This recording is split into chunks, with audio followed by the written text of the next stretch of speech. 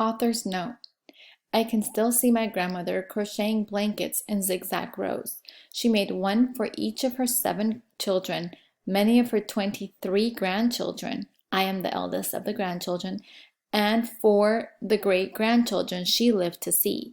My grandmother, Esperanza Ortega, was the inspiration for this book. When I was a young girl, Grandma used to tell me what her life was like when she first came to the United States from Mexico. I had heard stories about the company farm camp where she lived and worked and the lifelong friends she made there. When she talked about those people and how they had helped her through desperate, trying times, she sometimes cried at the memories. It wasn't until I had children of my own that my grandmother told me about her life in Mexico, about a fairy tale existence with servants, wealth, and grandeur, which had preceded her life in the company farm camp. I wrote down some of her recollections from her childhood. How I wish I had written down more before she died, because I could never stop wondering about her transition from Mexico to California and what it must have been like. Eventually, I started to imagine a story based on the girl who might have been her. This fictional story parallels her life in some ways. She was born and raised in Aguascalientes, Mexico. Her father was Sixto Ortega and her mother, Ramona. They lived on El Rancho de las Trinidad, which I changed to El Rancho de las Rosas, and her uncles did hold a prominent position in the community. A series of circumstances, including her father's death, eventually forced my grandmother to immigrate to the United States to a company-owned farm labor camp in Arvin, California. Unlike the Esperanza in the story, my grandmother had already married my grandfather, Jesus Munoz, when she immigrated to California. Like Miguel, he had been her father's mechanic. In the segregated Mexican camp with my grandfather, she lived much like the characters in the story. She washed her clothes in the communal tubs, went to Jamaicas on Saturday nights, and cared for her first 3 daughters. That's where my mother, Esperanza Munoz, was born. During the early 1930s, there were many strikes in the California agricultural fields. Often growers evicted the strikers from their labor camps, forcing many to live together in makeshift refugee camps, sometimes on farms on the outskirts of towns. The growers were powerful and could sometimes influence local governments. In Kern County, sheriffs arrested picketers for obstructing traffic, even though the roads were deserted.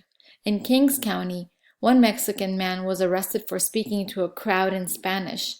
Sometimes the strikes failed, especially in areas that were flooded with people from states like Oklahoma, who were desperate for work at any wage.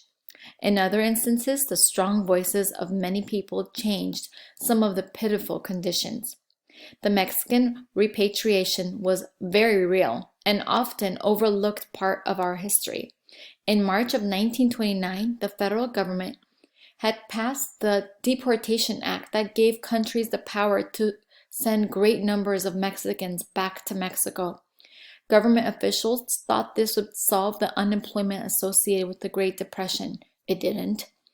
County officials in Los Angeles, California, organized deportation trains, and the Immigration Bureau made sweeps in the San Fernando Valley and Los Angeles, arresting anyone who looked Mexican, regardless of whether or not they were citizens or in the United States legally. Many of those sent to Mexico were native-born United States citizens and had never been to Mexico. The numbers of Mexicans deported during this so-called voluntary repatriation was greater than the Native American removals of the 19th century and greater than the Japanese American relocations during World War II. It was the largest involuntary migration in the United States up to that time. Between 1929 and 1935, at least 450,000 Mexicans and Mexican Americans were sent back to Mexico. Some historians think the numbers were closer to 1 million. Even though my grandmother lived in this country for over 50 years, I can still remember her breaking out in nervous, perspiration and trembling as her passport was checked at the border when we returned to the United States from a shopping trip in Tijuana. She always carried the fear that she could be sent back on a whim, even though repatriation had long been over. My father, Don Bell, came to California during the Dust Bowl from the Midwest and ironically worked for the same company farm where my mother was born. By that time, my grandmother had moved her family to a small house in Bakersfield at 1030 P Street. Mom and Dad weren't destined to meet quite yet. Dad was 12 years old when he picked potatoes during World War II with the diaper crew. Children paid to pick the fields because of the great shortage of workers due to the war. He says the children weren't always the most diligent employees and admits more often threw dirt clods at his friends than picked potatoes.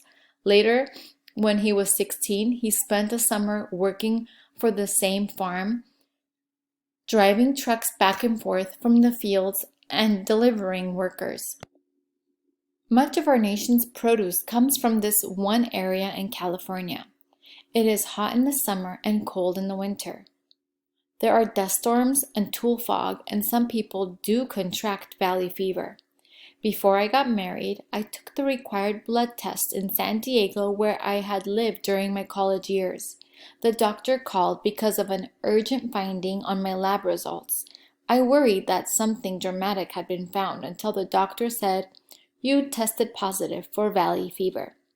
I let out a sigh of relief. I grew up seeing lugs of grapes on kitchen tables. I picked plums, peaches, apricots, nectarines, persimmons, almonds, walnuts, and pecans from backyard trees.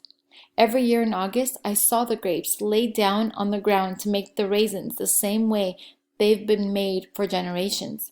Lemons, tomatoes, or squash appeared on our doorstep from neighbors or my grandmother's gardens. I'd never been conscious of having any symptoms of valley fever. The only fever I recollected was my burning affection for my beginnings and belongings. "Of course I tested positive," I said to the doctor. "I grew up in the San Joaquin Valley. I knew that I had naturally immunized to the actual disease by merely living there, from the air I had breathed growing up. My family's feelings for the company camp are deep-rooted and still filled with loyalty for their start in this country and for the jobs they had at a time when so many had none. Most of the people I interviewed who lived in the same camp with my grandmother held no grudges against the Oklahomans or others who competed for their jobs at that time.